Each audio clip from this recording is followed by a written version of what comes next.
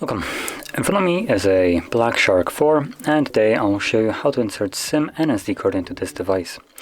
Now we will need a SIM ejector, as I have one right over here. Now this comes provided with the device, so you can get it from there.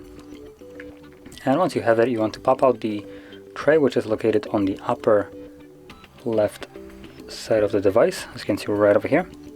Push the pin in and the tray does pop out a little bit, and you can then just simply take it out. Now on here we have space for just I guess SIM cards on either side, so no SD card unfortunately, so I'm just gonna throw that aside. And when you're inserting a SIM card, you want to place it with the chip side up, like so, and from there simply insert it back into the device.